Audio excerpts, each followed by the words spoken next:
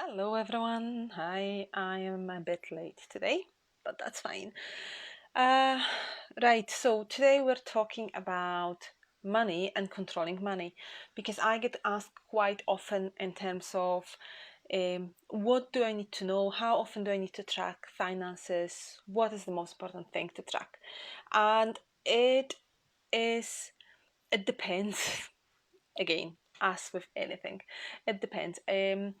Very much when it comes to your personal finances, you want to track a few things. So first of all, you want to track your income. You want to make sure that how much money you've got, how much is coming in on a regular basis or on irregular basis to you. And that is actually a really good energy thing because it will make you feel really abundant. It will make you feel really, really good when you start tracking how much money is coming in.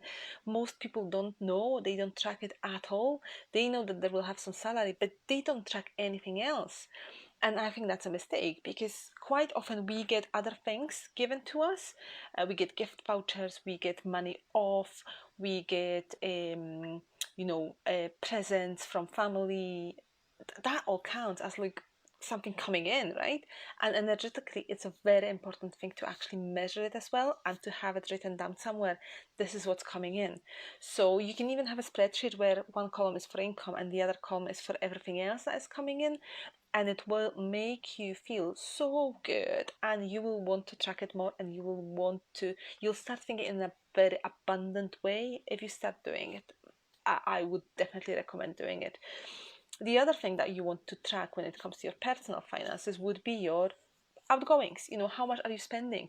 Do you understand all of your direct debits? Do you know what you're paying for? Do it on a regular basis, review it on a quarterly basis every 3 months. Because again, what I'm seeing with people is that they have got some direct debits and they have no idea what they are for. They are paying for something without realizing what is this and do I really need it. Make sure you check this every 3 months, not 3 weeks, every 3 months, or every month. Even better. But every 3 months would be a minimum, bare minimum, and make sure that you actually cancel things that you don't need. Why paying for things? I've saved clients hundreds of pounds just by this simple check. So do it yourself as well, and you will definitely save money. Now, the final thing is that I would definitely track when it comes to personal finances. And you can decide what else you want to track. This is just examples for you. So the final thing would be when you've got some financial goals, when you've got some plans of what you want to do, start tracking how you're doing against your goal. So if your goal is to buy a new car and you know you need 20 grand for a new car, set yourself a target that you want to have saved 10 grand by the end of 2022, and start checking it on a monthly basis. Am I actually saving? Am I on track? Will I get to £10,000 by the end of the year? That will make you feel good, and that will make sure that you are concentrating on the right thing.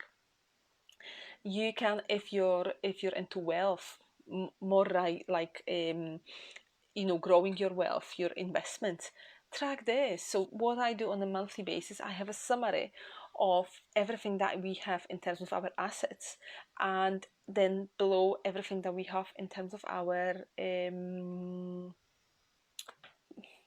now the word is gone. um Completely blank. I can't believe it. Right, it happens from time to time. So we've got what we own and what we owe to other people, basically. Our liabilities, there you go, that's the word. Our assets and our liabilities. So our liabilities, which is our mortgage, it's, if you've got a car loan, if you've got a credit card, all of this can be there. It depends on what is important for you in your life, and you want to track what's important because you want to make sure that you get to your goal. For me, our wealth is really important. Our investments are really important. So I would want to make sure that the investments are growing on a regular basis.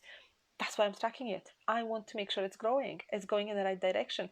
I do not want to leave my investments to itself and then wake up 5 months down the line and see that there's little left. What's the point? You want to make sure you're doing it right. The same with if you're saving money for a car, you want to make sure that you're saving the right amount every single month to get you to your goal at the end of the year, if this is your timeline. Because you don't want to look into your savings in August and see that there's hardly anything because you've not been paying attention to it, and you've actually been spending money on other things. That doesn't make sense. Make sure you look into it. When it comes to your business, if you're a business owner, again, very different things that you can track, many things that you can track. What I would definitely recommend tracking is obviously your income, how much money is coming in. The second thing that I would really pay attention to in business, and I do pay attention in my business to it, and I always get my clients to do it as well, is your cash flow.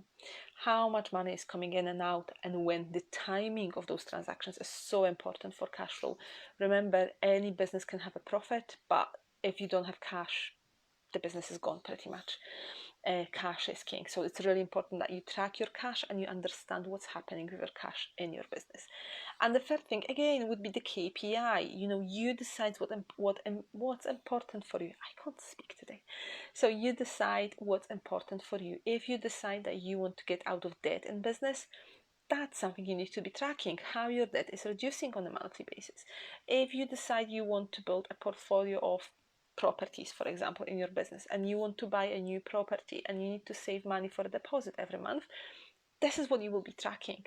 If you want to, I don't know, get new sales, track your sales. If you want to get more cash, track your cash. If you're actually not feeling really good about tracking your money and you would rather track something else, track the number of new clients, because ultimately this is turning into your financial position. It's turning into cash in the bank. So you want to know how many new clients you've got, and if it makes you feel more abundant than tracking money, then track your clients. Make sure you track something, because if you don't, you lose sight of what's happening in your business and in your personal life when it comes to money.